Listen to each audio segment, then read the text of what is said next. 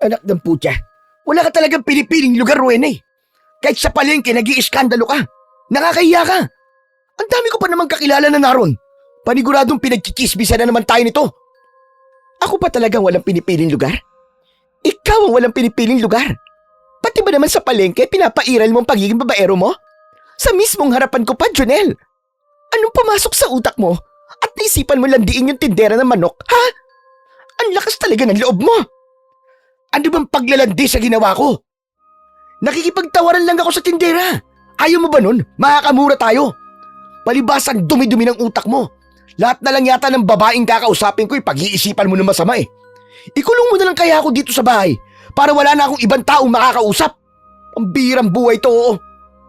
Ay nako, walang silbi kahit ikulong ka rito sa bahay dahil paniguradong hindi mo kayang tiisin yung kakatihan mo.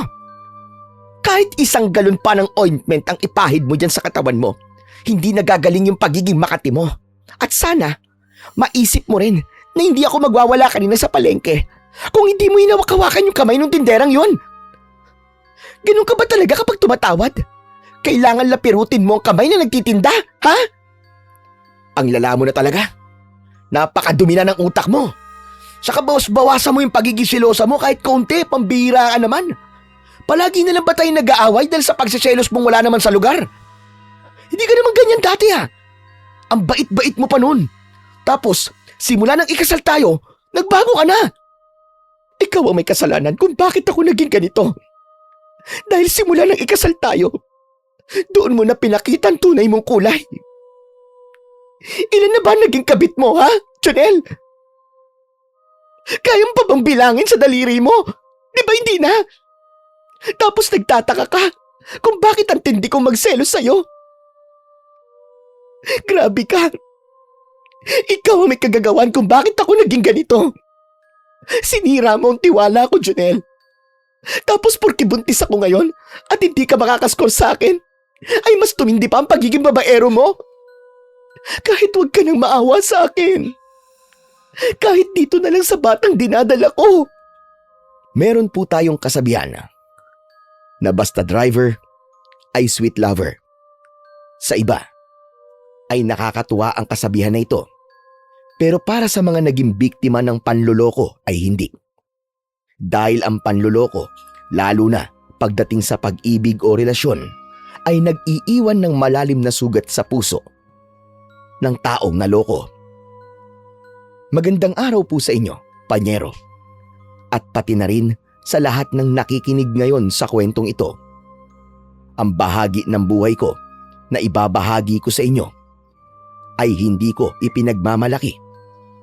Nais ko po itong ikwento sa inyo, hindi para magyabang, kundi para magsilbing aral na ang panlolokong ginagawa natin sa ating kapwa, lalo na sa mga taong mahal tayo, ay may kaparusahan. Itago niyo na lamang po ako sa pangalang Jonel. At ito ang aking kwento. Panyero Stories.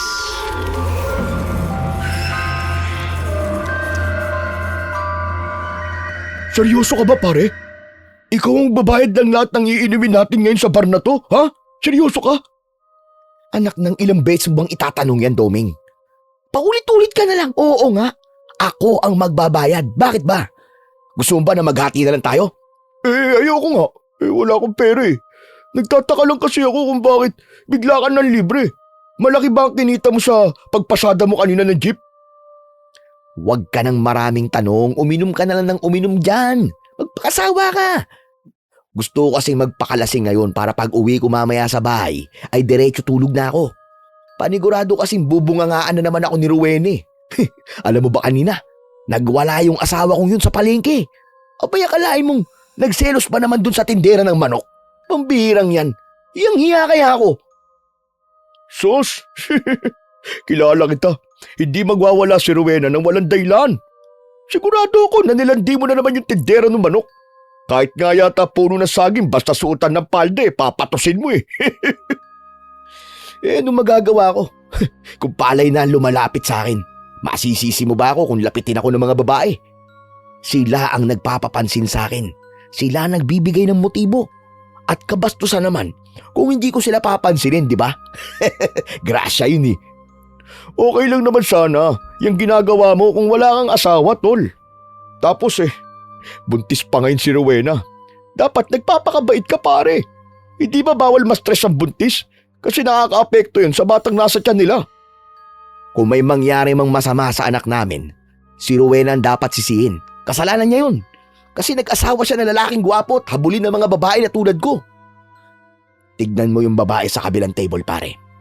Tignan mo. Kanina pa tingin ng tingin sa akin yan. At may pakagat-kagat pa ng labi, oh. Tignan mo. Halatang laway na laway sa akin, oh. Para akong hinuhubaran, eh. Kumalma ka nga, pare. Nandito tayo para magpakalasing at hindi mamingwit ng babae. Sige ka. Isusumbong talaga kita kay Rowena. Teka nga, paring Doming. Pansin ko bakit para bang si Rowena ang kinakampihan mo, no? Ha? Uminom ka na nga lang. Ikaw, may gusto ka ba sa asawa ko, ha? Oo. Relax ka lang, Janelle. Wala akong gusto kay Rowena, pambirang utak yan, oo. Siguraduhin mo lang. Dahil kahit kaibigan kita, bibigwasan talaga kita sa mukha kapag pinatos mo ang asawa ko. Grabe ka naman mag-isip sa akin. Kaibigan mo ako, pare. Hindi ko papatusin ang asawa mo, no? Pero pare, may tanong ako sa'yo. Kunwari lang naman to at di ko sinasabi na mangyayari talaga. Paano, pare, kung si Rowena naman na magloko? Paano maglokong sinasabi mo? Ano pa ba yung gaya ng ginagawa mo? Paano kung si Rowena ang magkaroon ng kabit? Anong mararamdaman at gagawin mo? Sige nga. Aba, hindi pwede yun. Hindi siya pwedeng magkaroon ng ibang lalaki bukod sa akin. Subukan lang niya akong lokohin. Dahil palalayasin ko talaga siya sa bahay ko. Okay, tamo na. Kapag si Rowena ang mangangabit, hindi pwede. Pero kapag ikaw, pwede. Ayos ka rin mag-isip, no? Alam mo, pare, iba tayong mga lalaki sa mga babae. Tayong mga lalaki, okay lang na magkaroon ng kabit kasi lalaki tayo eh. Natural na sa atin ang hindi makontento sa isang putahe. Pero ang mga babae, pare, kapag nangamit sila, ay immoral ang tawag sa ganun. Nabubuhay sila dito sa mundo para ibigay ang pangangailangan natin mga lalaki. Lalong-lalo na pagdating sa kama. Diyan naman ako hindi sasang-ayon sa'yo, pare. Para kasing sinasabi mo na hindi pantay ang babae at lalaki. Ano pa nga ba? Tayong mga lalaki ang dapat nasa itaas ng babae. Kaya ikaw, kapag nag-asawa ka, gayahin mo ko. Huwag kang papayag na maging under ka sa mapapangasawa mo. Teka nga, sandali at naiihi ako. Nakakaihi talaga yung beer, no? Dapat pala, nag-hard na lang tayo eh. Iniwan ko muna si Doming sa aming lamesa. Nagtungo ako sa CR. Isa lang ang CR doon at pwede yung gamitin ng lalaki at babae. Sakto na walang tao sa loob, kaya nakagamit kagad ako ng CR. Matapos kong umihi, ay naghugas muna ako ng kamay. Pagbukas ko ng pinto, ay natigilan ako dahil nasa harapan ko yung babae na kanina pa tingin ng tingin sa akin. Mas maganda siya sa malapitan. Maputi siya at may malaking hinaharap. Namumungay ang mga mata niya habang nakatitig sa mukha ko. Para bang nang aakit. Nagulat ako nang muntik nang mabuwal yung babae. Sinalo ko siya at napakapit siya sa braso ko. Oo, mag-iingat ka, miss. Mukhang dami mo nang nainom ah. Kaya nga medyo nahihilo na ako. Hindi kasi ako sanay sa alak. Gagamit ka ba ng CR? Kaya mo bang mag-isa? Ha? Parang hindi. Sobrang nahihilo na kasi ako Okay lang ba na samahan mo ako sa loob? Baka kasi matumba ako kapag walang aalalay sa akin. Sige na, please. Sige, pero sa labas lang ako ng cubicle. Thank you. Ang gentleman mo naman. Isang mapanuksong ngiti ang pinakawalan ng babae. Inalalayan ko siya at nang buksan ko ang cubicle ay itinulak niya ako papunta sa loob nun. Hindi ako pumalag nang sinibasib niya ng halik ang labi ko. Bumaba ang halik niya papunta sa leeg ko at doon siya nagtagal at nanggigil ng gusto. Nang hawakan ng babae ang nasa pagitan ng mga hita ko, ay alam ko na kagad kung ano ang gusto niyang gawin. Kaya hinawakan ko ang kamay niya at bahagya kong inilayo ang mukha ko sa kanya. Bakit? Anong problema? Ayaw mo ba? Hindi naman. Ang tanga-tanga ko kung tatanggi ako sa'yo kasi napakaganda mo eh. Pero wag natin gawin dito kasi baka may makahuli sa atin. Nakalakang pinto. Walang makakapasok dito. Bakit? Natatakot ka ba? Hindi naman, pero sa mas maayos na lugar natin gawin kaysa dito. Itong cellphone ko. Ilagay mo rito ang number mo. Inilabas ko ang cellphone ko at inabot ko yun sa babae. Agad namang inilagay ng babae ang number niya roon at sa kanya yun ibinalik. Nangako ko sa kanya na kapag meron akong oras ay itutuloy namin ang bagay na parehas naming gustong gawin. Ang makaakyat sa langit. Nagpakilala ko sa kanya at nalaman kong Yvonne ang pangalan niya. Naunang lumabas ng CR si Yvonne at nang mag-isa na ako sa banyo ay humarap ako sa salamin at kinausap ko ang sarili ko. Walang Diyo. Iba talaga ang dating mo. Hanep ka talaga, Jodel. Napakagwapo mo talaga. Hindi mo na kailangan magpapansin sa mga babae dahil sila na ang kusang lumalapit sa'yo. Nang balikan ko si Doming, ay tinanong niya ako kung bakit ang tagal-tagal ko sa CR. Sinabi ko na nag-number 2 ko kaya ako natagalan. Habang umiinom, ay panay ang tinginan namin ni Yvonne. Nang sandaling yon, ay hindi na ako makapaghintay na makasama siya sa isang kwarto. Tapos kaming dalawa lang. 3:00 ng madaling araw nang nakauwi ako sa bahay. Pasuray-suray ako dahil sa sobrang kalasingan. Pagpasok ko sa bahay ay nakita ko si Rowena na nakaupo. Agad siyang tumayo at sinalubong ako ng malakas na sampal. Aray ko! Aray! Ang sakit ko na! Bakit? Nag-inom ka na naman. Umaming ka. Babae ang kasama mo, no? Paano mo naaatim na maglasing kasama kung sinong babae habang mag-isa ako rito? Hindi ba dapat ay nakauwi ka na rito ng 10:00 ng gabi?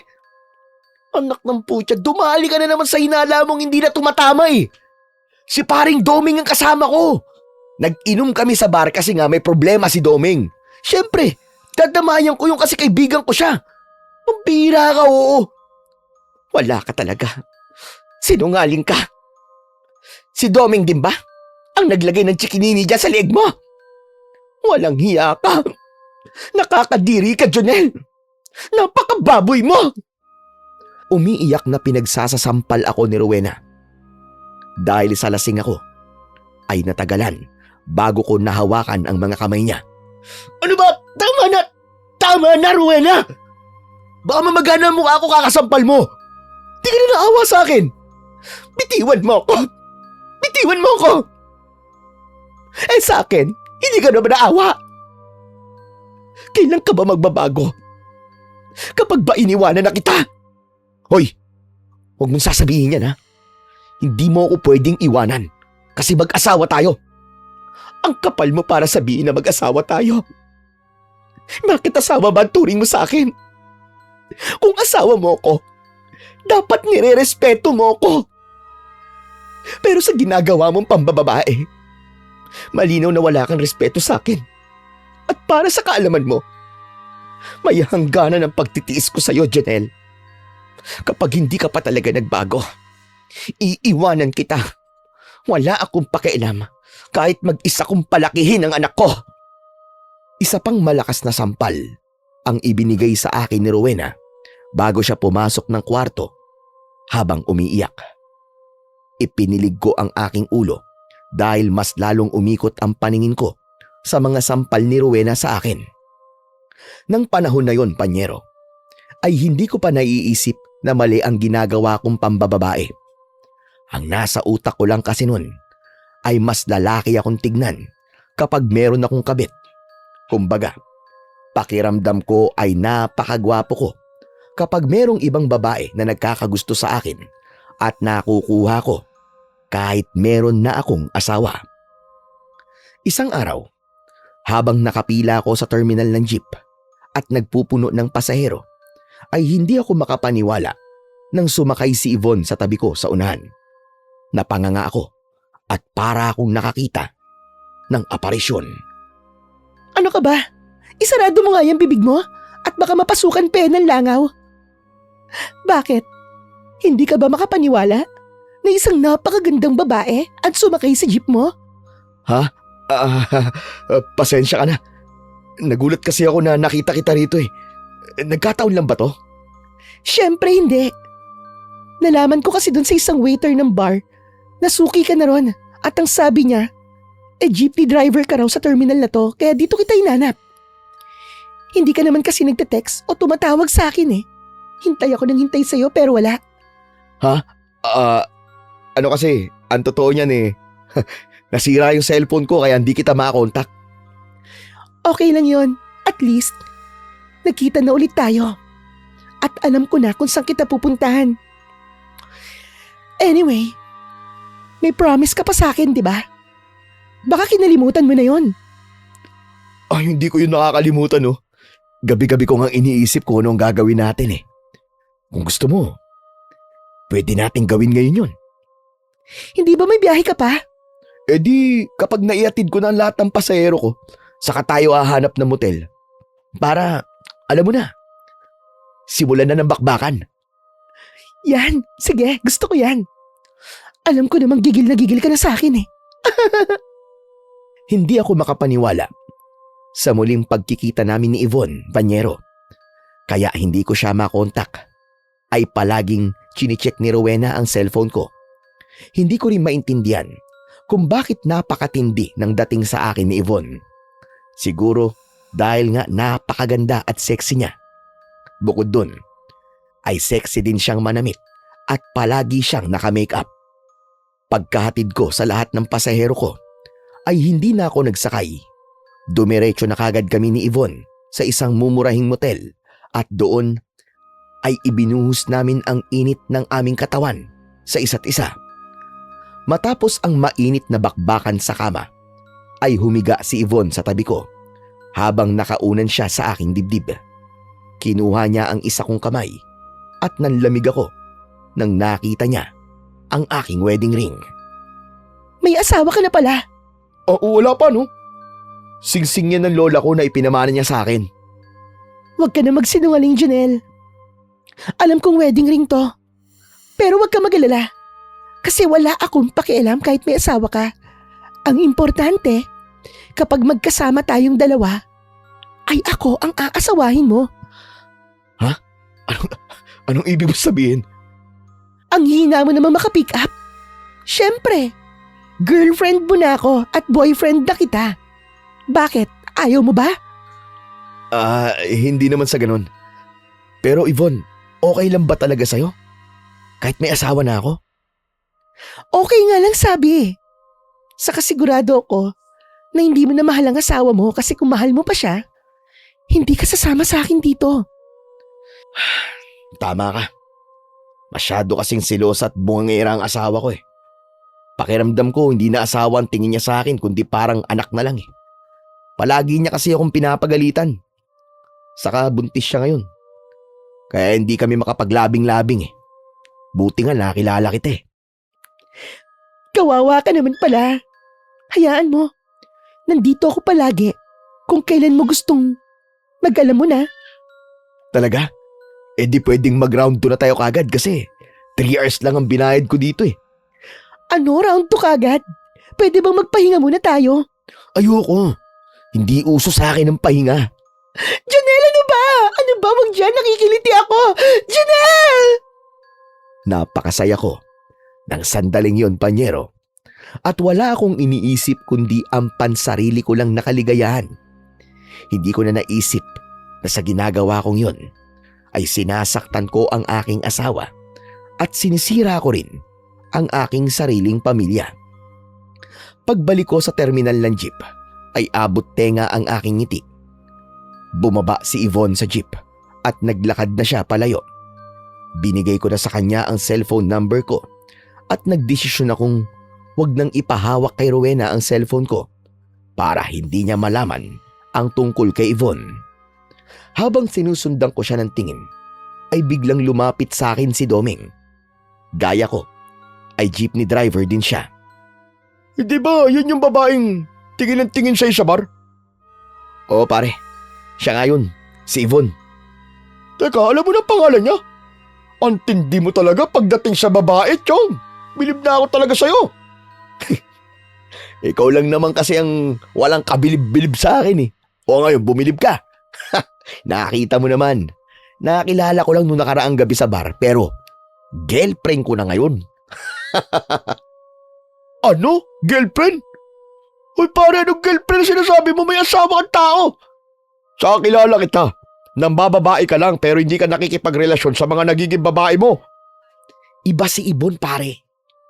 Pakiramdam ko nga mahal ko na siya eh. Kasi pumayag akong magkaroon kami ng totoong relasyon. Hoy, kilabutan ka nga Junel. Ang totoo mong karelasyon ay si Rowena kasi siya ang pinakasalan mo. Yung Ibon na yun, kabit mo lang yun. Tsaka pare payong kaibigan lang. Tigil-tigilan mo nang ginagawa mong yan. Oo, masaya ka ngayon. Pero matakot ka kapag siningil ka na ng karma. Hindi ba lahat ng ginagawa nating masama lalo na yung sinadya o kaya nakakapanakit sa ibang tao ay may hindi magandang kapalit? Sus, hindi ako tinatablan ng karmang sinasabi mo. Saka bakit ba palagi kang kontra sa mga ginagawa ko? Alam ko na. Naiinggit ka kasi hindi mo nakukuha yung mga babaeng nagugustuhan mo. Alam mo pare, pagpaturo ka na lang sa akin ng diskarte pagdating sa mga chicks. Oo, hindi ka kasing gwapo ko. Pero kapag natutunan mo yung mga the moves ko, magiging lapiting ka rin ng mga chicks, maniwala ka. Nako, ayoko matutunan yung ganyan. Ang gusto ko, kung magkakaroon ako ng nobya o asawa, ay stick to one lang ako. Ayoko na magulong buhay. Peste sa buhay yung ganyan eh. Sa bagay, di ka naman kasi gustuin kagaya ko kaya mo nasasabi yan eh. Kumbaga, kahit mambabae ka ay walang babae ang papatol sa'yo, Chong. Lalo na kapag nalaman nilang may asawa o girlfriend ka. Hindi kagaya ko na kahit alam ni Ibo na may asawa ko, ay ginusto pa rin niyang makipagrelasyon sa akin. O, di ba? Iba talaga ako. Ano? Ibig mo sabihin alam ni Ibon na may asawa ka pero pumayag siyang maging kabit mo? Aba, matindi rin pala yung babaeng yun ano? Anong magagawa ko? Mahal na yata ako ni Ibon eh. Ganun talaga kapag mahal mo. Hahamakin mo ang lahat. Hindi pagmamahal yan pare. Init lang ng katawan yan eh. Kaya sana, habang wala pang masamang nangyayari ay magbago ka na. Kahit hindi na si Rowena ang isipin mo kasi mukhang hindi mo talaga siya iniisip pare.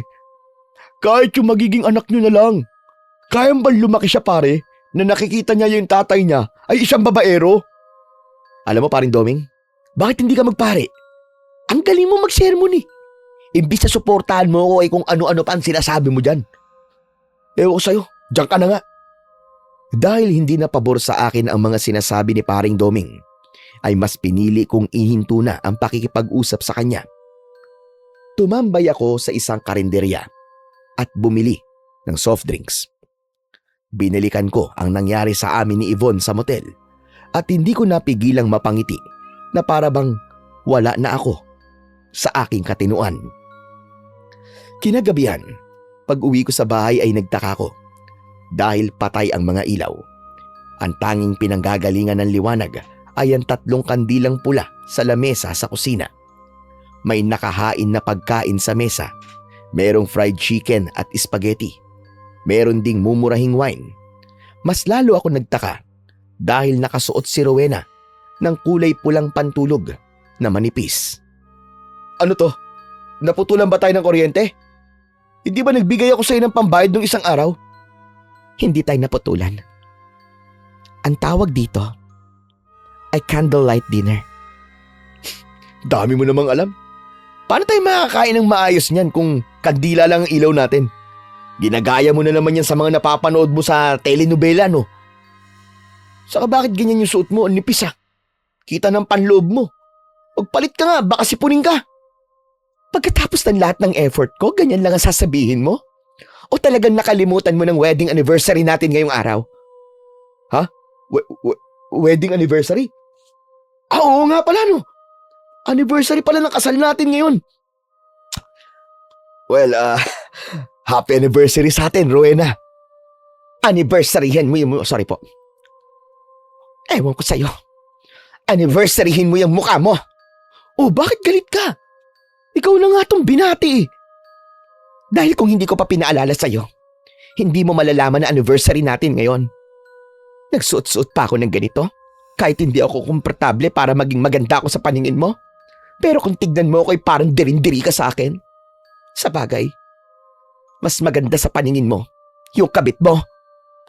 Oh, yan ka na naman sa kabit-kabit na yan eh. Magsisimula ka na naman ba? Bakit totoo naman, di ba? May kabit ka, Jonel. May kabit ka. Hindi ba't umuwi ka nung nakaraang gabi na may chikinini ka? Hanggang ngayon ka nandiyan pa rin sa leeg mo. Oh, ayan oh, kitang-kita pa rin.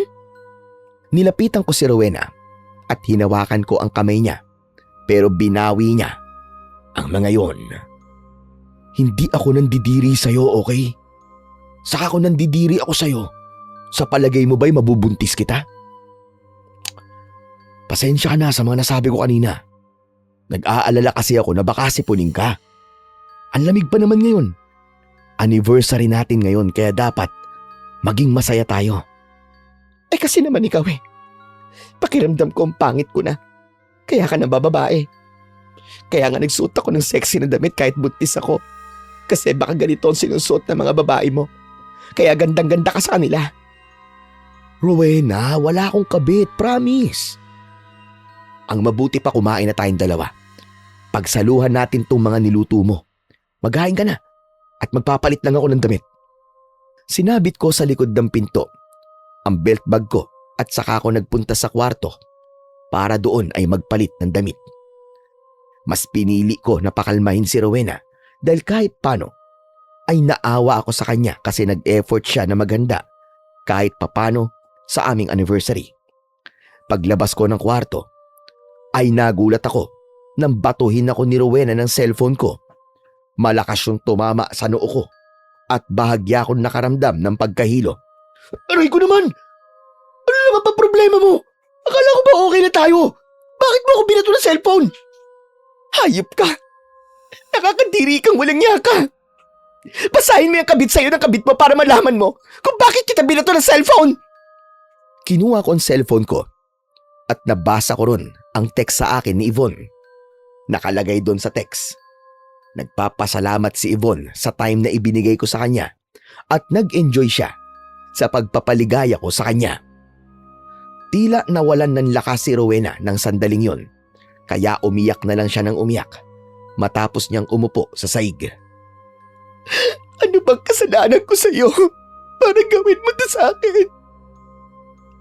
Hindi ba ako mabuting asawa para sa iyo, Jonel? Kulang pa ba ang pagsisikli at pagmamahal na ginagawa ko sa iyo? Gaano pa ba kasakit ang kailangan kong maramdaman para magbago ka? Tinitiis ko lahat dahil mahal na mahal kita at ayokong lumaki ang anak natin. Nasira ang pamilya niya. Kaya parang awa mo na. Magbago ka na, Jonel. Magbago ka na. Walang salitang lumabas sa bibig ko. Naawa talaga ako kay Rowena. Pero hindi ko alam kung bakit hindi ko siya kayang pakalmahin. Hindi ko kayang sabihin sa kanya na magbabago na ako dahil hindi ko yun kayang gawin, lalo na't bago pa lang nagsisimula ang relasyon naming dalawa ni Yvonne. Sa kabila ng nangyari panyero ng gabing yon, ay hindi ko pa rin pinutol ang ugnayan naming dalawa ni Yvonne. Kinuha na ni Rowena ang cellphone ko pero hindi yun naging hadlang para hindi kami magkita ni Yvonne. Binigyan ako ni Yvonne ng isang lumang cellphone para meron kaming kontak sa isa't isa. May mga pagkakataon na nagkikita kaming dalawa ni Yvonne. Nagdi-date kami, kumakain sa labas o kaya ay nagpupunta sa motel. Minsan ay sumasama rin siya sa biyahe ko at mas ganado kong magmaneo kapag nasa tabi ko siya. Isang umaga, nakapila ako sa terminal at nagpupuno ako ng pasahero. Nakaupo ako sa driver's seat habang nasa tabi ko si Yvonne at nakahilig ang ulo niya sa balikat ko. Parehas kaming nagulat nang biglang dumating ang galit na si Rowena.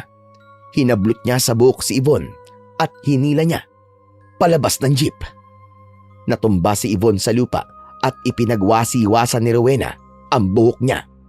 Gigil na gigil talaga si Rowena. Walang hiya ka! Hayop kang maharot kang babae ka! Alam mo na nga may asawa! Kinakalagtari mo pa! Ano ba? Bitiwan mo nga ang buhok ko! Bagong remand ako, aray ko! Jonel! Tulungan mo ako, aray! Kaya mo naman palang ipatuwid ang buhok mo! Bakit hindi mo na rin isinama ang ugali at pagkatao mo? Napakalandi mo! Ano ba? Bitiwan mo sabi ang buhok ko, Jonel! Jonel, help me! Tama na yan, Rowena! Huwag mong saktan si Yvonne! Yvonne? Bagay pala sa'yo ang pangalan mo. Kasi hayok na hayok ka sa ibon ng may asawa! Sinabi ng tama na, Rowena! Inalis ko ang kamay ni Rowena sa pagkakasabunot sa buhok ni Yvonne. Malakas kong itinulak ang asawa ko at agad na yumakap sa akin si Yvonne. Nang sandaling yung panyero, ay pinagtitinginan na talaga kami ng mga tao, ngunit wala sa kanila ang atensyon ko, kundi na kay Yvonne na para bang sinabugan ng bomba ang buhok sa sobrang gulo. At talagang yung babae pa na yan ang kinampihan mo, Jonel? Ang kapal ng mukha niyong dalawa. Buhay pa kayo pero sinusunog na ang kaluluwa niyo sa impyerno. Pero sa bagay, baka kahit impyerno ay isuka kayo dahil daig niyo pa si Satanas. Jonel, ang sakit ng buhok ko. Saka nasayang yung pagpapariban ko. Huwag ka mag-alala. Bibigyan kita ng pampaayos mo ng buhok, okay? At talagang sa harapan ko pa kayo naglalandian, mga hayop kayo? Halika nga rito, babae ka! At kakalbuhin na kita! Tumigil ka na, Rowena! Hindi na ako papayag na saktan mo ulit si Yvonne. Umuwi ka na sa bahay at doon tayo mag-uusap. Hayop ka! Hindi ko akalain na mas kakampihan mo pa ang kabit mo kaysa sa sarili mong asawa. Napakahayop mo talaga. Bakit naman hindi? Compare sa'yo, mas maganda at mas sexy ako. Kaya ako talagang kakampihan ni Jonel. Tumitingin ka ba sa salamin? Kasi mukhang hindi. Try mong tumingin pag uwi mo mamaya para malaman mo ang dahilan kung bakit ka niloloko ng asawa mo. Ang kakapal talaga ng mukha niyong mga kabit, ano? Kayo na nga ang naninira ng pamilya. Kayo pang may ganang maging matapang. Bakit? Matapang ka rin naman ah. Mas matapang ka pa nga sa akin eh. Rowena, please umuwi ka na. Bigyan mo naman ako ng kahihiyan dito. Ano? May gana ka pa talagang mahiya? Sa akin ba nahiya ka? Sa magiging anak ba natin nahiya ka? Di ba hindi naman? Ang palagi mo kasing iniisip pa yan sarili mong kaligayahan. Hayop ka. Tandaan mo ito, Jonel. Darating ang araw na pagsisisihan mo ang lahat ng ginagawa mo sa akin. Isinusumpa ko. Magsisisi ka. Mabuti na lang talaga at mabait sa akin ng Diyos. Mabuti na lang at nakonsensya si Domeng at sinabi niya sa akin na nandito ngayon ang kabit mo. Hindi pa ako tapos sa inyong dalawa. Hindi pa ako tapos. Mabigat ang loob at naiiyak na umalis si Rowena. Agad kong chinek kung nasugatan ba si Yvonne dahil sa lakas ng pagsabunot ni Rowena sa kanya. Ay hindi malabong mangyari yun. Jonel, anong gagawin natin? Alam na ng asawa mo tungkol sa ating dalawa. Iiwanan mo na ba ako? Ano ka ba? Siyempre hindi kita iiwanan, ano? Nagkahulian eh. Kaya wala nang dahilan para magtago tayo kay Rowena. Pare, ano nangyari dito?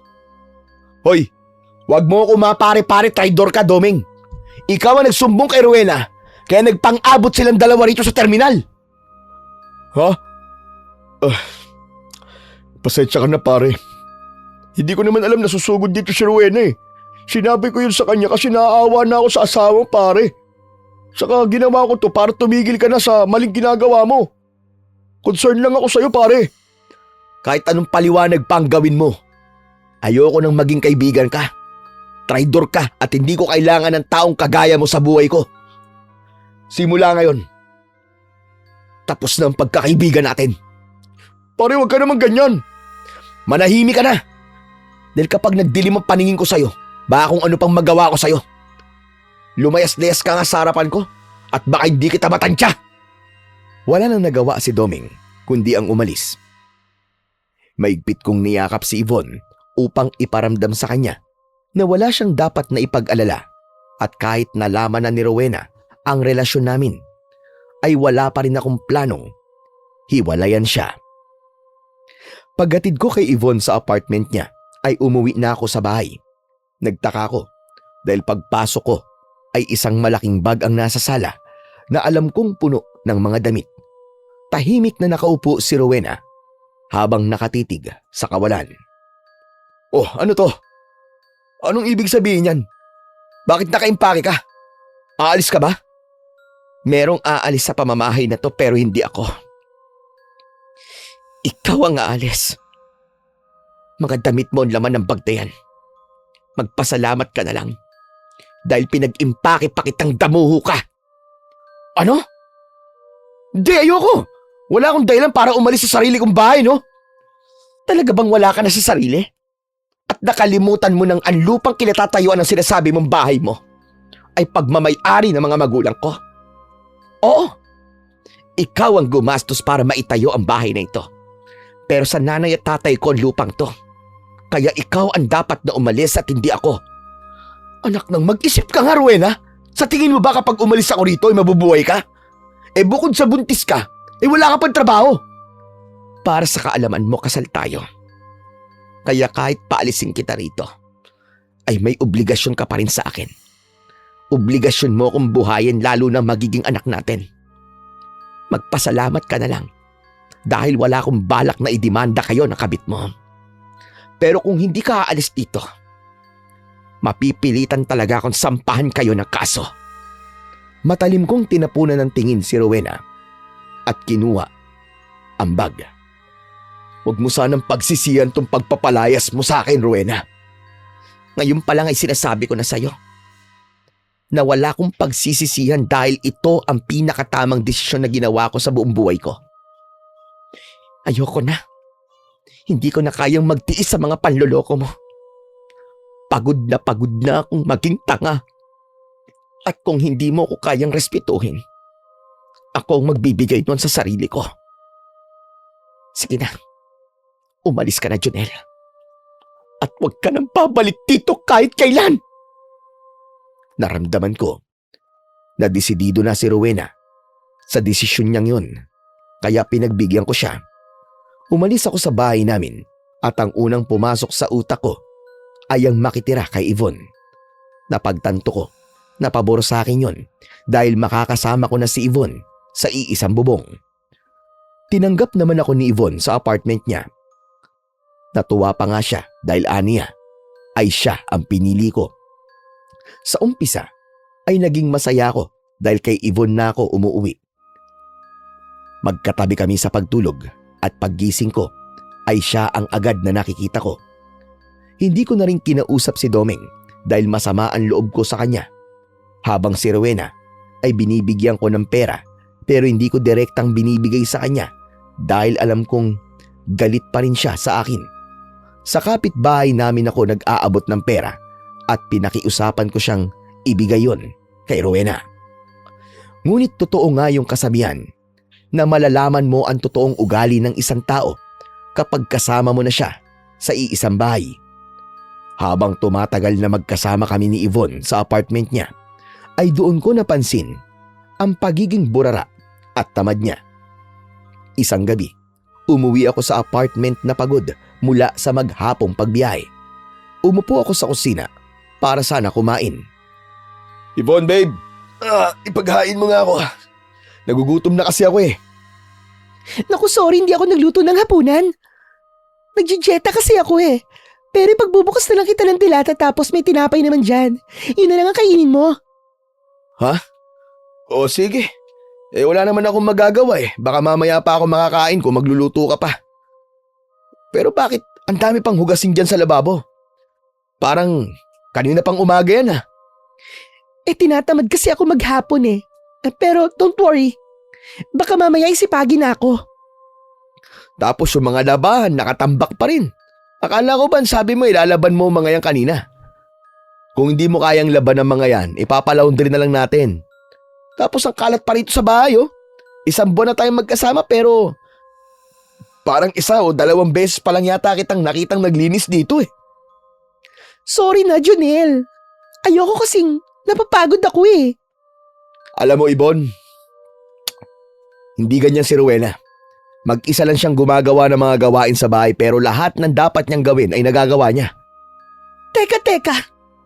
Bakit bigla mo nabanggit ang asawa mo dito? Bakit? Namimiss mo na ba siya? Gusto mo namang bumalik sa kanya? Hindi ka na pwedeng bumalik sa kanya, Junel. Aking ka lang. Tandaan mo yan. Sorry.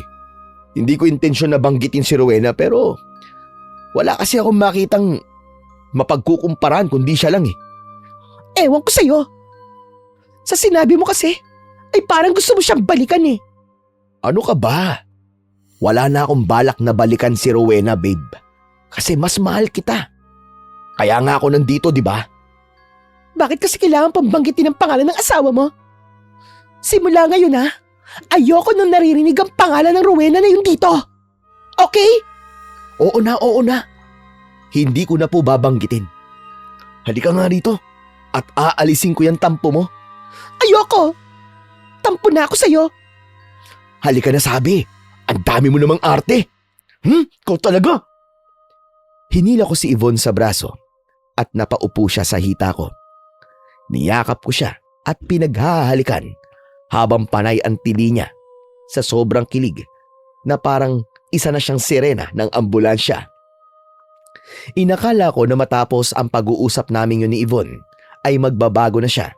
Ngunit tila walang naging magandang epekto ang pagsabi ko sa kanya ng mga dapat niyang baguhin dahil nanatiling parang basurahan pa rin ang apartment niya. May mga pagkakataon pa nga, Panyero, na kahit pagod ako mula sa pamamasada ko, ay ako pa rin ang gumagawa ng mga kailangang gawin sa apartment.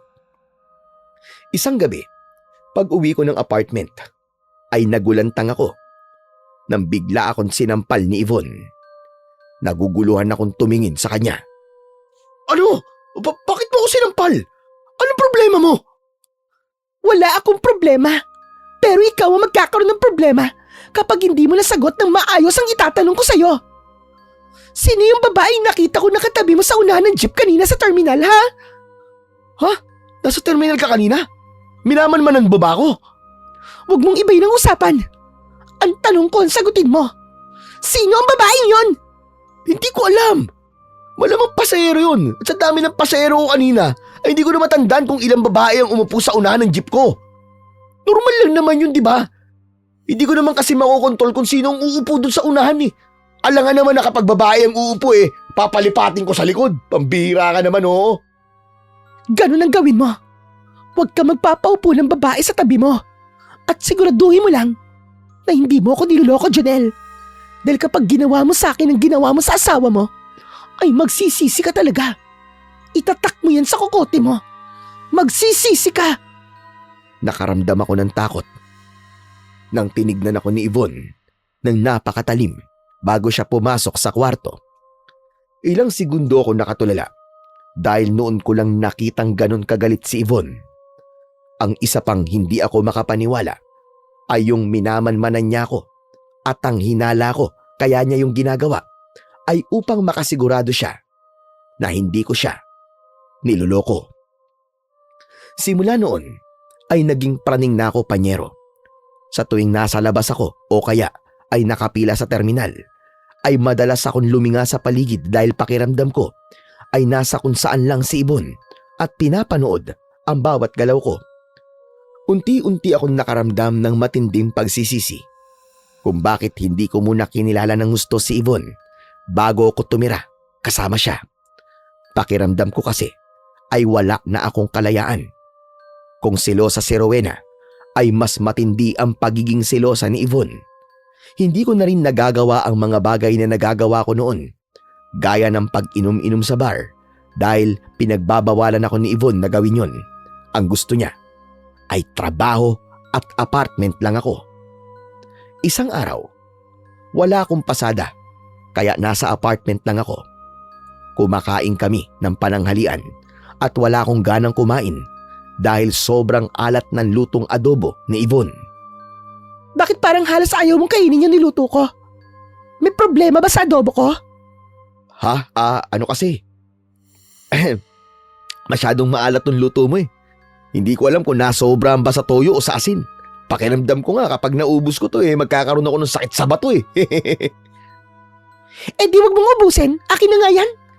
Wag mong kakainin yan ha. Ano ka ba? Okay lang. Kaya ko namang ubusin to eh. Medyo dinadahan-dahan ko lang. Sinasabayan ko ng tubig. Sinabi na wag mo nang kainin yan eh. Hindi ka ba marunong makaintindi? Siguro nagsisisi ka na ako ang pinili mo kaysa sa asawa mo, no? Baka mas masarap siyang magluto at naaalala mo siya ngayon. Anak ng teteng, saan ang gagaling yung mga sinasabi mo, Ibon? Tinanong mo ko kung anong problema sa adobo mo. Tapos nung sumagot ako ng totoo, nagagalit ka naman. Parang pinaparamdam mo kasi sa akin na masigit si Rowena kaysa sa akin. Tandaan mo, Jonel, aking ka lang at hindi ka na babalik sa asawa mo. Hindi ako papayag na may ibang babaeng makikinabang sa'yo. Kumalma ka nga, Ibon. Pambira ka, natatakot na ako sa'yo kapag ganyang nagagalit ka eh. Aba, dapat ka lang matakot. Dahil hindi mo alam ang kaya kong gawin sa'yo sa oras na iwanan mo ko. Magsasalita pa sana ako, Panyero. Pero biglang may kumatok sa pinto. Tumayo ako at ako ang nagbukas ng pinto. Nagulat ako dahil si Doming ang nakita ko sa labas. Oh, bakit? Anong ginagawa mo nitong traidor ka? Di ba sabi ko sa'yo ayoko nang makita ang pagmumukha mo? Pare, kailangan mo puntahan sa ospital si Rowena. Pwede ba? Huwag ka nang gumawa ng kwento para lang puntahan ko si Rowena. Inutusan ka ba niyang gawin yan para makita niya ako kasi namimiss niya na ako? Sabihin mo sa kanya, hindi uubra sa akin yung drama niya. Pare, ano ka ba? Hindi ako nagbibiro. Sinugod si Rowena sa ospital kanina lang dahil dinugo siya, pare. Sa jeep ko siya isinakay kaya alam kong totoo yun. Ano? Teka, nagsasabi ka ba talaga ng totoo? Oo, pare. Sa palagay mo ba'y gagawin kong biro ang ganung bagay? Pambira ka. Ayoko nga sana puntahan ka rito pero napilitan ako kasi karapatan mo malaman na nangyari sa asawa mo. Diyos ko, ang anak namin. Nakunan ba siya? Wala na ba ang anak namin? Si Rowena, kumusta siya? Hindi ko alam, pare. Pagkatid ko sa kanya sa ospital, umalis na kagad ako ron para puntahan ka. Pare, kailangan ka ng asawa mo. Teka, sandali lang. Magpapalit lang ako ng damit. Nagmamadali akong pumunta sa kwarto at mabilis akong nagpalit ng damit. Paglabas ko ng kwarto ay biglang sumalubong sa akin si Yvonne. Seryoso ang mukha niya. Hindi ka aalis at hindi mo pupuntahan ang asawa mo sa ospital. Dito ka lang, Jonel. Pero Yvonne naman, kailangan niya ako. Gusto ko malaman kung ano nangyari sa kanya at sa anak namin. Ayoko. Hindi pwede. Simula na sumama ka sa akin, ay pinutol mo na rin ang ugnayan mo kay Rowena. Kaya wala nang dahilan para alamin mo kung ano nangyari sa kanya. Kung mamatay man siya, wala ka nang pakialam doon. Naririnig mo ba mga sinasabi mo, Yvonne? Kahit paano may pinagsamahan pa rin kami ni Rowena. Hindi ko siya pwedeng pabayaan. Kapag lumabas ka ng apartment na to at pinuntahan mo siya, hindi ka na makakabalik sa akin. Hinahamon mo ako ng hiwalayan? Okay, sige.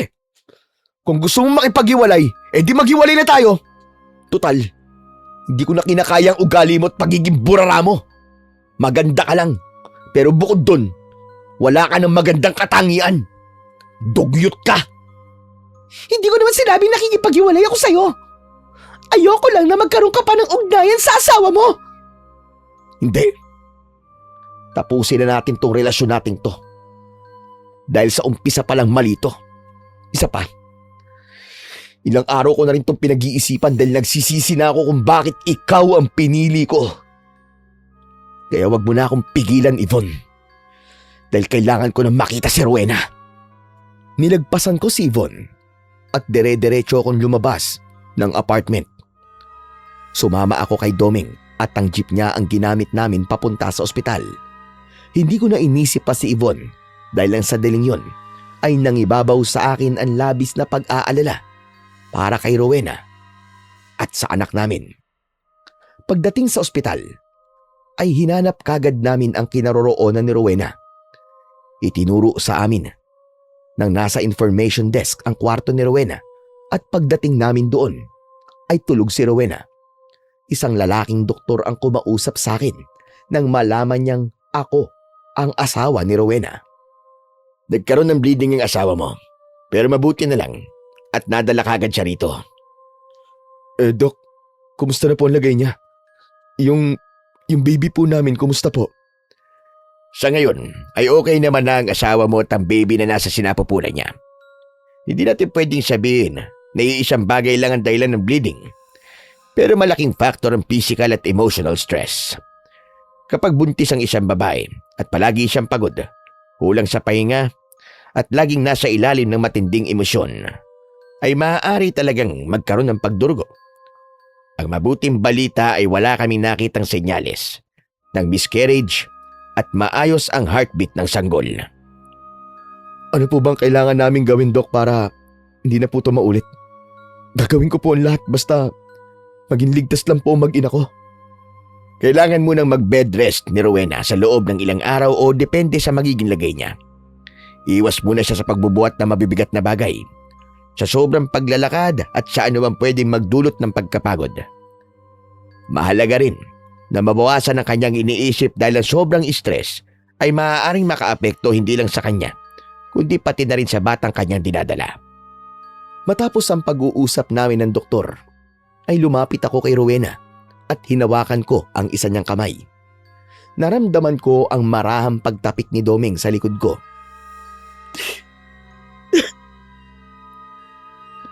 Hindi pa ito nangyari. Hindi ko marirealize sa mga pagkakamaling nagawa ko, pare. Tama ka. Totoo ang karma, pare. Ang nakalulungkot lang, hindi direktang tumama sa akin ang karma kundi sa asawa at sa anak ko. Hindi nila deserve to, pare. Ako ang dapat na pinaparusahan at hindi sila. Mabuti naman at naisip mo ang bagay na yan, pare. Pero huwag ka mag-alala. Doktor na mismo nagsabi na magiging okay na ang mag-ina mo. Nagsisisi talaga ako, pare. Hindi ko na talaga babalikan ang ibon na yun. At hindi na ako mambababae kahit kailan. Itaga mo yan sa bato, pare. Huwag mo na lang sabihin yan kundi gawin mo na lang, pare. Oo nga pala. Kailangan ko nang umalis at mamamasada pa ako eh. Sige, pare. Maraming salamat pala sa pagtulong mo kay Rowena. At gusto ko rin humingi ng tawad sa'yo, pare. Dahil nagalit ako nung panahon na pinipilit mo akong ituwid. Wala yun sa akin. Kalimutan na lang natin yun. Basta tuparin mo na sana yung mga sinabi mo kanina. Pagkaalis ni Doming, ay hindi ko pa rin binitiwan ang kamay ni Rowena. Nang naramdaman ko ang paggalaw ng kamay niya, ay nabuhayan ako ng loob. Marahang bumukas ang mga mata ni Rowena at nang nakita niya ako, ay bigla siyang nagwala. Pinagtulakan niya ako pero niyakap ko siya ng maigpit. Anong ginagawa mo dito? Bitiwan mo ako! Huwag mo akong yakapin dahil nanditiri ako sa'yo! Bitiwan mo ako! Huwag ka na munang gumalaw at ang sabi ng doktor, dapat magpahinga ka. Hindi ako makakapagpahinga hanggat nandito ka. Umalis ka rito. Ayoko makita ang pagbumukha mong hayop ka. Bumalik ka na sa ibon na yon. Dahil kayo nababagay, parehas kayong makakate. Rowena, tama na yan. Nakipag-iwalay na ako sa kanya. Parang awa mo na, Rowena. Alam kong mahirap para sa'yo, pero sana tanggapin mo ulit ako. Pangako magbabago na ako. Hindi na ako mambababae. Dahil nalaman ko na na-ospital ka, inag-alala ko ng sobra sa'yo at sa anak natin. Doon ko napagtanto na hindi ko kayang mawala ka. At sinong tanga maniniwala sa mga sinasabi mo ngayon? Ilang beses ka na nagsinungaling at hindi na ako papayag na muli mo kung mabiktima, hayop ka. Umalis ka na rito. Hindi kita kailangan, hindi kita kailangan. Huminahon ka, Rowena, sandali lang. Teka, tatawag ako ng doktor. Nagmamadali akong lumabas ng kwarto at tinawag ko ang isang doktor. Agad naman niyang pinakalma si Rowena at habang tinuturukan ng pampakalma ang asawa ko, ay awang-awa ako sa kanya. Nang sumunod na araw ay nakalabas na si Rowena sa ospital. Bumalik ako sa apartment ni Yvonne at agad niya akong sinalubong ng yakap. Pero tinulak ko siya. Sabi ko na nga ba't babalik ka rin sa akin eh? Bumalik ako rito para kunin ang mga gamit ko. Doon na ulit ako titira sa bahay namin ni Rowena. Ha? Anong sabi mo? Pagkatapos ng lahat ng ginawa ko para sa'yo, ay babalik ka rin pala sa asawa mo? Hindi ako papayag. Akin ka lang, Jonel, akin ka lang! Tapos na tayo! Hindi kita mahal. Masyado lang ako nabulag sa makamundong bagay. Kaya inakala ko na mahal kita. Patawarin mo ko kung idinamay kita sa pagkakasalang ito, pero sana magbago ka na rin. Magmahal ka ng lalaking mamahalin ka ng tama at walang sabit. Dumiretso ako sa kwarto at nag-impake ako ng mga damit ko. Nang natapos na ako, ay nakaharang si Yvonne sa pintuan palabas ng apartment. Nanlilisik ang mga mata niya habang nakatingin sa akin. Lumapit ako sa kanya, pero hindi siya umalis sa pagkakaharang sa pintuan. Hinila ko si Yvonne at saka ako tuluyang nakalabas. Isinusumpa ko! Pagsisisihan mo to, Jonel! Kung inaakala mong tapos na ako sa'yo, nagkakamali ka. Sisiguraduhin kong hindi magiging masaya ang buhay mo. Babalik ka rin sa akin. Tandaan mo yan! Hindi ko pinansin ang sinabi ni Yvonne. Dahil ang tanging nasa utak ko ng sandaling yon ay ang makauwi na sa bahay namin ni Rowena. Pagdating ko sa bahay, ay tahimik lang si Rowena. Hindi niya ako pinagtabuyan, pero ramdam ko ang panlalamig niya sa akin. Sa bawat araw na lumilipas, ay pilit kong ipinapakita kay Rowena ang aking pagbabago. Bumawi talaga ako sa kanya sa lahat ng paraan na alam ko. Kahit walang pakialam si Rowena sa mga effort ko, ay tiniis ko yun, panyero. Naiintindihan ko kasi na matagal pa bago ko maibalik ang tiwala ng asawa ko sa akin. Ang buong akala ko ay hindi na kami guguluhin ni Yvonne. Ngunit isang gabi, habang naghahaponan kami, ay narinig namin ang boses ni Yvonne sa labas ng bahay. Jonel! Jonel, lumabas ka naman oh! Dinalang kita ng adobo! Promise! Hindi na maalat to! Akala ko ba wala na kayong ugnayan ng babaeng yan? Anong ginagawa niya rito? Ha? Hindi ko alam. Sandalit ako na makikipag-usap sa kanya. Dito ka lang at huwag kang lalabas, ha? Palayasin mo ang babaeng yan, Jonel. Ayokong papasok pa yon sa bahay ko. Nilabas ko si Yvonne at pilit niyang ibinibigay sa akin ang adobong nakalagay sa plastic container. Pero hindi ko yun tinanggap. Umalis ka na, Yvonne. Hindi ka na dapat nagpupunta rito dahil tapos na tayong dalawa. Pero para sa akin ay di pa tayo tapos, Jonel. Alam kong ako pa rin ang hinahanap-hanap mo lalo na sa gabi. Kaya sige na, bumalik ka na sa akin. Tayo ang dapat na magkasama dahil tayo ang nagmamahalan. Itigil mo na yung ilusyon mo. Hindi kita mahal at kahit kailan ay hindi kita minahal. Hayaan mo na lang akong ayusin ang pamilya ko. Nakikiusap ako sa'yo. Ayoko! Hindi ako papayag na tuluyan kang makuha ni Rowena sa akin. Hindi ako aalis dito nang hindi kita kasama. Mahal na mahal kita, Jonel. Akin ka lang. Akin ka lang. Niyakap ako ni Yvonne at pilit niya akong hinalikan. Doon na lumabas si Rowena at hinablot niya ang buhok ni Yvonne. Nagsabunutan silang dalawa at agad ko silang inawat. Nakita ko ang ilang hibla ng buhok ni Rowena na nasa kamay ni Yvonne. Napakalandi mo talagang babae ka! Hindi ka na nahiya? Ikaw pa talaga ang pumupunta rito! Ang kapal ng mukha mo! Kinukuha ko lang ang dapat sa akin! Akin si Junel Rowena! Akin siya! Walang sayo, Yvonne. Akin lang ang asawa ko. Umalis ka na. Bago pa ako tumawag ng pulis. At huwag mo nang subukang bumalik pa rito. Dahil sa susunod, ay sisiguraduhin kong manghihiram ka na ng mukha sa aso. Nakuha ko na ang gusto ko. Anong sinasabi mong nakuha mo ng gusto mo? Hoy, hindi ako sasama sa'yo, no? Makahulugan kaming tinignan ni Yvonne bago siya tumalikod at naglakad palayo. Naunang pumasok si Rowena sa loob ng bahay. Sinundan ko siya at nang parehas na kaming nasa loob ay humagulgul siya ng iyak. Nakita mo na? Nakita mo na ang resulta ng mga ginawa mo, Junel? Nagulo na ang buhay natin dahil sa katarantaduan mo. Hindi ganitong buhay ang pinangarap ko para sa atin, Junel. Hindi ganito. Huwag ka mag-alala. Sisiguraduhin ko na hindi na tayo guguluhin ni Yvonne. Siguraduhin mo lang. Dahil hindi ko na alam ang pwede kong gawin sa Yvonne na yon sa oras na bumalik pa siya rito. At huwag mo nang sayangin ang ginawa kong pagtanggap ulit sa'yo. Dahil huling beses ko na itong gagawin.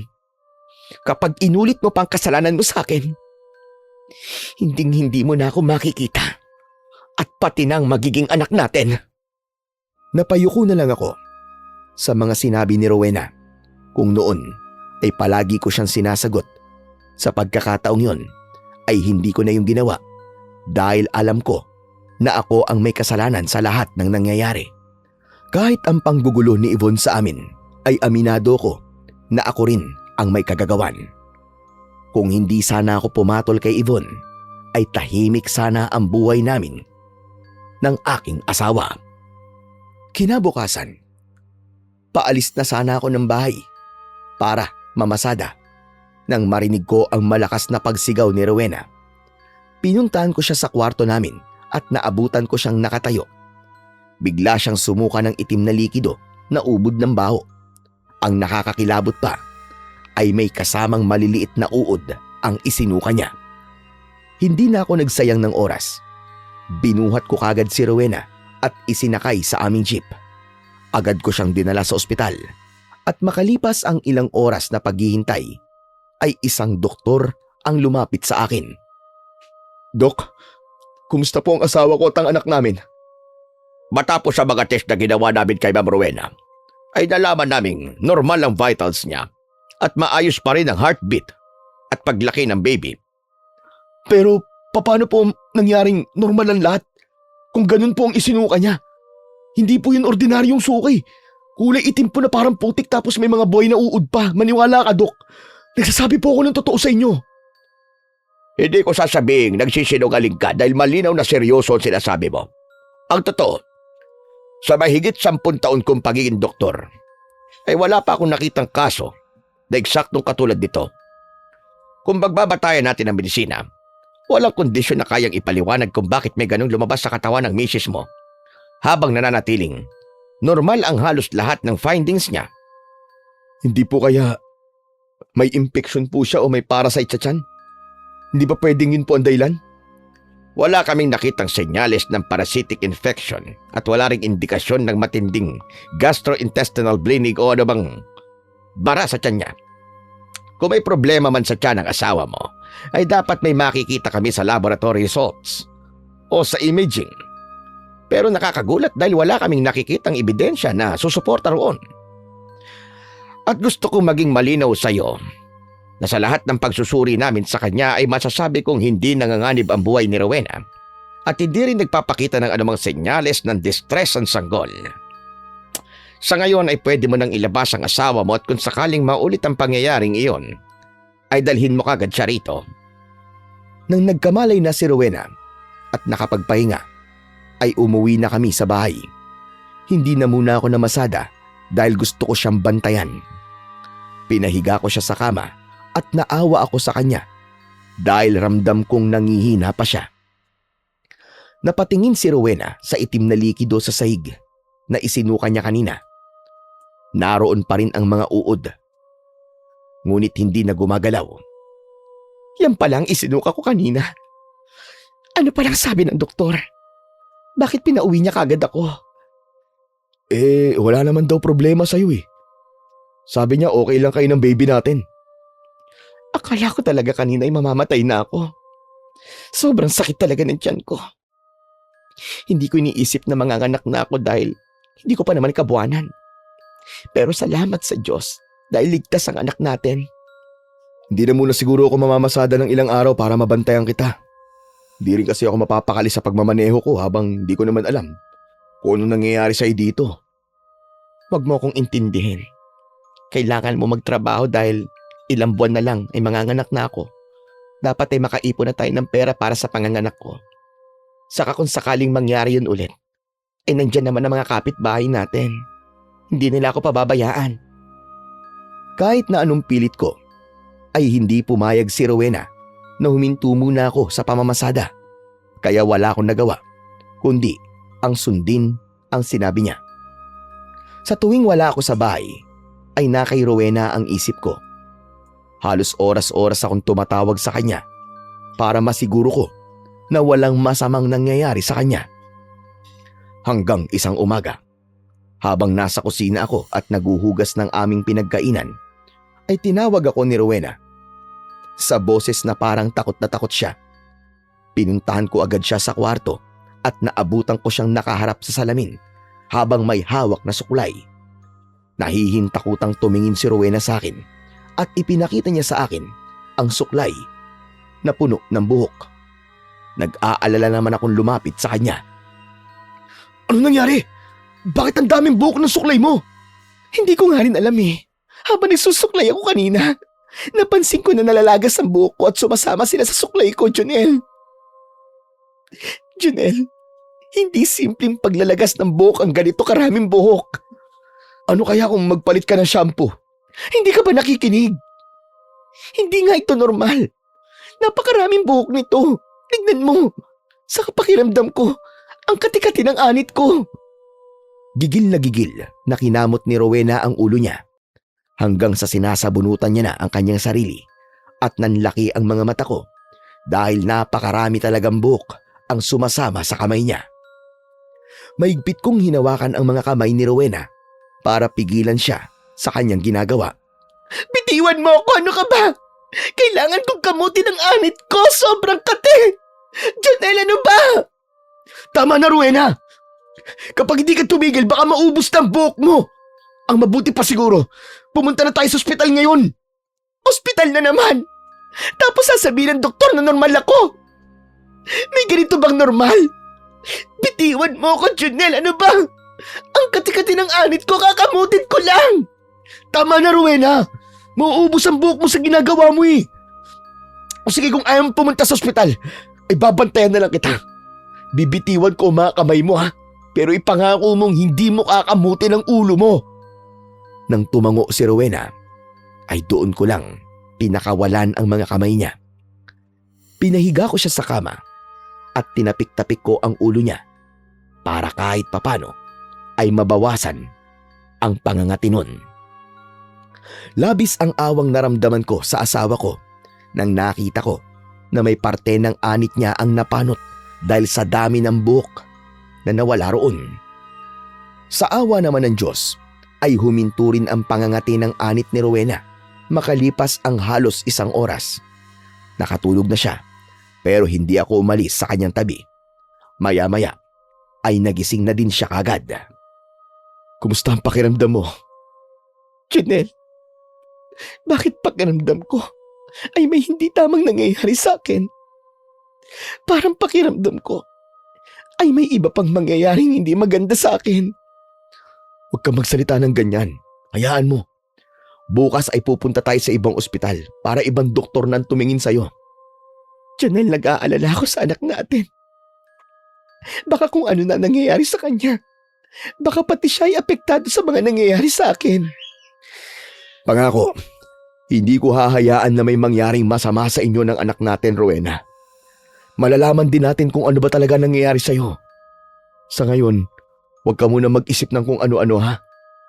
Magpahinga ka lang muna rito at bibili lang ako ng pagkain natin sa palengke.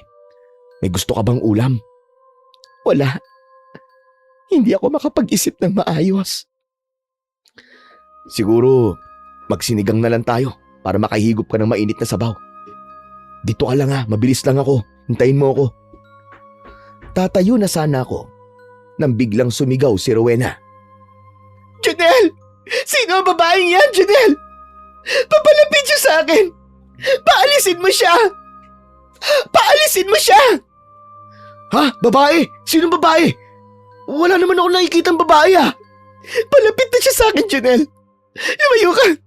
Lumayo ka sa akin! Huwag mo akong hawakan! Lumayo ka, sabi! Walang ibang tao rito kundi tayo lang. Anong babae pa ang sinasabi mo, Rowena? Lumayo ka sa akin! Huwag mo akong hawakan! Janelle, tulungan mo ako! Tulungan mo ako! Sa takot na meron sa mga mata ni Rowena, ay tila meron talaga siyang nakikitang babae, Panyero. Pero hindi ko yun nakikita. Naguguluhan man. Niyakap ko siya ng mahigpit at isinubsob niya ang mukha niya sa dibdib ko. Panay ang sigaw ni Rowena at hindi ko alam kung paano siya pakakalmahin ng sandaling yun. Hindi ko napigilang mapaluha, Panyero. Pakiramdam ko kasi ay sa asawa ko napunta ang karma na dapat ay para sa akin. Ako ang dapat na nakakaranas ng paghihirap na nangyayari sa kanya. Pero naisip ko rin ang mga sinabi kanina ni Rowena. Hindi normal ang mga nararanasan niya at naisip kong kailangan kong gumawa ng paraan bago mahuli ang lahat. Isang umaga, habang nagwawalis ako sa harapan ng bahay ay natigilan ako nang biglang dumating si Yvonne. Nakatayo siya sa labas ng bakuran at nakangiti nang parabang nakakaloko. Nagmadali akong lumapit sa kanya at mariin kong hinawakan ang braso niya para hilahin siya palayo, pero hindi siya natinag sa kanyang kinatatayuan. Ano naman bang ginagawa mo rito? Naghahanap ka ba talaga ng gulo? Gusto ko lang malaman kung ano na nangyayari sa asawa mo. Ang sabi kasi nung mangkukulam ay papahirapan niya si Rowena hanggang sa mabaliw siya. Nababaliw na ba ang asawa mo, Janelle? Anak ng puta! Ikaw may kagagawan kung bakit nangyayari ang mga yung kay Rowena? Pinakulam mo siya! Bakit hindi? Ikaw naman kasi iniwanan mo ko eh. Yan tuloy, gumanti ako. Hindi lang sa'yo, kundi sa asawa mo. Naisip ko kasi na kung si Rowena ang pahihirapan ko, 2 tao ang mawawala sa'yo. Si Rowena at ang anak mo. Hindi ba mas magandang paghihiganti yun? Walang iya ka, demonyo ka! Kung gusto mong gumanti, wag sa asawa at anak ko! Sa akin ka gumanti! Ako ang pahirapan mo! Pero mahal na mahal kita, Janelle. At hindi kita kayang saktan. Baliw ka na! Baliw ka na! Baliw! Baliw pala ha? Pwes, ipapakita ko sa'yo kung gaano ako kabaliw. Humanda ka. Dahil hindi magtatagal, ay sasabihin ko sa mangkukulam na patayin na niya si Rowena. Para kapag nangyari yon, ay wala nang hahadlang sa pagmamahalan natin. Hindi mo yan kayang gawin. Hindi mo kayang pumatay ng tao. E di tignan mo na lang ang mangyayari sa mga susunod na araw. Sa ngayon kasi, ay nag-e-enjoy pa akong pahirapan ng asawa mo. Matiim akong tinignan sa mga mata ni Yvonne. Nakita ko na hindi siya nagbibiro sa mga sinabi niya. Napagtanto ko rin na ako ang may kagagawa ng lahat. Kaya hindi ko napigilang mapaluwa nang dahil sa matinding pagsisisi. Lumuhod ako sa harapan ni Yvonne. O ano yan? Bakit naman may pagluhod ka pa dyan? Parang awa mo na, Yvonne. Itigil mo na ginagawa mo kay Rowena. Wala siyang kasalanan. Ako may kasalanan sa'yo. Kaya ako ang parusahan mo. Kahit mapatay mo pa ako, ayos lang sa'kin. Basta't wag mo na pahirapan si Rowena, nagmamakaawa ko sa'yo. Nagmamakaawa ko sa'yo, Yvonne. Nakakaawa ka naman makitang umiiyak. Dumahan ka na kasi ayokong umiiyak ka. Ayokong isipin mo na sobrang sama kong tao kaya sige. Ipapahinto ko na sa mangkukulam yung ginagawa niya kay Rowena. Talaga? Oo naman. Kaya tumayo ka na dyan. Hindi mo na kailangan lumuhod pa sa harapan ko. Marahan akong tumayo at pinunasan ang luha ko, panyero. Kahit paano ay nakahinga ko ng maluwag sa sinabi ni Yvonne. Yvonne, maraming salamat ha. Maraming salamat. Anong salamat ang sinasabi mo? Siyempre, may kapalit yon. Ipapatigil ko lang ang pagkukulam ko kay Rowena. Sa isang kondisyon. Kondisyon? Bakit may kondisyon pa? Siyempre, hindi pwedeng walang kondisyon. Anong kondisyon mo? Sabihin mo na kagad. Okay, sige. Ipapahinto ko lang ang pagkulam kay Rowena. Kung babalik ka sa akin, babalik tayo sa dati. Yung magkasama tayo sa apartment at hindi ka na babalik kay Rowena kahit kailan. Oh, ano to? Bakit di ka nakapagsalita? Alam ko na. Hindi mo kayang gawin ang kondisyon na hinihingi ko, no? Okay. Madali lang naman akong kausap eh. Basta walang sisihan. Kapag nawalan ka ng asawa at anak. Tumalikod na si Yvonne at naglakad siya palayo. Nanatili ako sa aking kinatatayuan habang nilulukob ako ng matinding takot. Doon ka na tuluyang naunawaan kung bakit may mga kakaibang bagay na nangyayari kay Rowena. At yun ay dahil pinapakulam pala siya ng hayop na si Yvonne. Sinabi ko kay Rowena ang tungkol sa bagay na yon at labis siyang natakot. Nangako ko sa kanya na gagawin ko ang lahat para matapos ang problemang dinala sa amin ni Yvonne. At dahil ako ang punot dulo ng lahat ng yon, ay alam ko na ako rin ang dapat magbigay ng tuldok sa suliranin namin na yon. Isang solusyon ang naisip ko at yun ay ang alamin kung sino ang mangkukulam na binayaran ni Yvonne. Araw-araw ay matyaga akong naghintay sa labas ng apartment ni Yvonne dahil malakas ang pakiramdam ko na isang araw ay pupunta siya sa mangkukulam na yon. Hanggang isang araw, lumabas si Yvonne sa apartment niya. Sumakay siya ng tricycle. Pumara ako ng tricycle at pinasundan ko si Yvonne. Huminto ang tricycle ni Yvonne sa harapan ng isang maliit na bahay. Pumasok siya roon at makalipas ang ilang minuto ay lumabas siya at nagmamadaling umalis. Nang wala na si Yvonne ay pumasok ako sa bahay. Isang matandang lalaki ang nakita ko na may hawak na itim na manika na agad niyang itinago. Teka, sino ka? At anong kailangan mo sa akin? Ako po si Junel. Hindi po ba tatang isa ka mangkukulam? Teka, paano mong nalaman na mangkukulam ako? Yung babaeng galing po rito kanina. Pinapakulam po niya ang asawa ko sa inyo. Makikiusap po sana ako na tigilan niyo na po ang pagpapahirap sa asawa ko. Buntis po siya at pati po ang batang dinadala niya ay nadadamay sa ginagawa niyo sa kanya. Pasensya na. Pero hindi ko kayang gawin ang sinabi mo. Nagbayad sa akin si Yvonne at ginagawa ko lang ang trabaho ko. Kasama ba talaga sa trabaho niyo magpahirap ng isang inosenteng tao? Walang kasalanan ng asawa ko kay Yvonne. Ako po ang may kasalanan sa kanya. Kaya ako ang dapat na kinukulam niyo. Maawa po kayo. Buntis ang asawa ko eh. At hindi ko makakaya kung mawawala siya pati ang anak ko. Maawa kayo. Tuluyan na ako napahagulgul ng iyak habang nakatingin sa akin ang matandang lalaki. Maya-maya ay inilabas niya ang itim na manika at tinanggal niya ang buhok na nakatali doon. Binulungan niya ang buhok at sinunog yun sa sindi ng kandilang itim na nasa kanyang harapan. Ano pong ginagawa niyo? Huwag niyong sabihin na pinatay niyo na ang asawa ko! Huminahon ka! Tinapos ko na ang pagkulam sa asawa mo. Magpasalamat ka dahil parehas tayo ng kwento. Namatayan ako noon ng asawa at anak at alam ko kung gaano yung kasakit.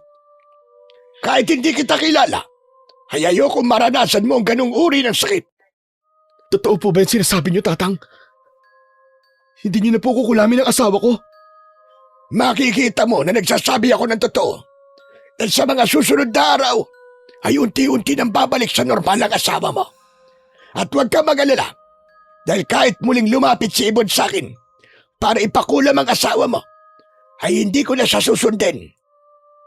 Kung kinakailangan ibalik ko sa kanya ang binayad niya ay gagawin ko.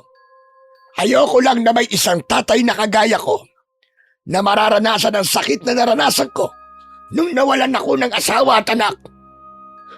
Diyos ko, maraming salamat po, Tang. Maraming salamat po. Hindi ko po alam kung paano po ako makakabawi sa inyo. Salamat po talaga. Alam ko ang ginawa mong kasalanan dahil sinabi sa akin yun ni Ibon. Sa asawa mo ikaw bumawi at huwag sa akin. Sandali at meron lamang akong ibibigay sa iyo. Tumayo ang matandang lalaki at may kinuha siyang medalyon. Inabot niya yun sa akin at sinabi niya na ipasuot ko daw yun kay Rowena dahil pangontra yun sa kulam at barang. Aniya, hindi raw malabo na maghanap ng ibang mangkukulam si Ibon, kaya mas mabuting may proteksyon ang asawa ko. Bago ako umalis sa bahay ng matandang lalaki na nagpakilalang si Mang Panying, ay niyakap ko siya at nagpasalamat ako ng muli sa kanya. Pagdating ko sa bahay, ay nagulat ako dahil nakita ko si Rowena na nagwawali sa labas ng aming bahay. Oh, bakit nandito ka na kagad? Nasaan yung jeep natin? Hindi ako namasada ngayon kasi may mas importanteng bagay akong ginawa eh. Jonel ha? Baka nabababae ka na naman. Hindi ka pa rin ba nadadala? Pambihira ka naman. Tingnan mo nga. At pinakulam pa ako ng dati mong kabet. Ano ka ba? Nagbago na ako. At hindi na kita lolokohin, Rowena. Pero bakit nagwawalis ka rito? Hindi ba bago ako umalis nanghihina ka? Ay nako, ewan ko ba. Pero kanina kasi, bigla na lang akong lumakas at tapos hindi ako mapakali kasi pakiramdam ko kailangan kong gumalaw. Kaya nagwalis-walis ako rito. Gusto ko nga sanang mag-igib sa poso kaya lang hindi naman pwede kasi buntis ako. Kung ganun, totoo nga na tinigil na ni Mang Panying ang pagkulam niya sa'yo. Ano? Sinong Mampanying? Siya yung mangkukulam na binayaran ni Ibon para kulamin ka. Ayun, nakiusap ako sa kanya na tigilan niya na ang pangkukulam niya sa'yo. At salamat sa Diyos dahil mabuting tao siya. Tapos tignan mo, binigyan pa niya ako ng medalyon na pangontra sa kulam at barang. Ipasuot ko raw sa'yo. Isuot mo daw yan dahil baka sakaling ipakulam ka daw ulit ni Ibon sa iba. At hindi na raw tatalab sa'yo yun. Isinabit ko sa liig ni Rowena ang medalyon at nagtaka ko dahil naluwa siya. Oh, Rowena, ba't naiiyak ka? Hindi ba dapat ay masaya ka kasi tapos na ang problema natin kay Ibon? Naiiyak ako kasi sobrang saya ko. Hindi ko kasi akalain na mangyayari pa ito. Hindi ko akalain na gagawin mo ang lahat para iligtas ako kay Yvonne. Dapat ko talagang gawin ang lahat. Dahil ako naman ang punot dulo ng lahat ng to, Rowena. Ako ang dapat na magresolba ng problema natin kay Ibon. At muli, nangangako ako sa'yo na hindi na kita lulukuin. Alam ko na mali ang ginawa kong panluloko sa'yo. At alam ko rin na hindi ko kayang ibalik ng buo ang tiwala mo sa akin. Pero handa akong patunayan sa'yo araw-araw na mahal kita. Pero paano kung guluhin tayo ulit ni Ibon? Pero sa ibang paraan naman. Akong bahala sa kanya. Hindi na ako papayag na saktan kanya ulit. At pati na ang magiging anak natin. Naluluwa akong niyakap si Rowena at umasa ako na yun na ang simula ng mas magandang buhay para sa amin ng aking pamilya. Sa hindi malamang dahilan ay hindi na nagparamdam si Ibon sa amin ni Rowena simula noon, hanggang sa isinilang na ng asawa ko ang aming anak na lalaki at naging maayos naman ang kanyang panganganak. Sa pagdating ng anak namin sa buhay ko, ay mas nagsikap ako magtrabaho bilang tsuper ng jeep at iniwasan ko na ang lahat ng tukso sa paligid ko. Araw-araw ko pong pinipiling maging tapat kay Rowena at ginagawa ko po ang lahat para maramdaman niyang hindi masasayang ang pangalawang pagkakataon na ibinigay niya sa akin. At sa mga nangyari, ay napagtanto ko na ang bawat maling desisyon ay may kapalit. Naintindihan ko rin na walang magandang naidudulot ang panloloko at pambababae dahil nag-iiwan lamang ito ng sugat, galit at mga problemang pwedeng lumaki nang hindi ko inaasahan. Alam ko na hindi ko na mababago ang mga pagkakamali ko noon, pero habang nabubuhay ako ay sisiguraduhin ko na ipagpapatuloy ko ang pagiging mabuting asawa kay Rowena at responsableng ama sa aming anak upang hindi na maulit ang madilim na bahagi ng buhay na muntik nang sumira sa aking pamilya. Hanggang dito na lamang po ang aking kwento at sana ay may napulot po kayo na magandang aral. Maraming salamat po sa walang sawang pagsuporta at pakikinig sa aking YouTube channel na Panyero Stories. Hanggang sa muli po, mga Panyero.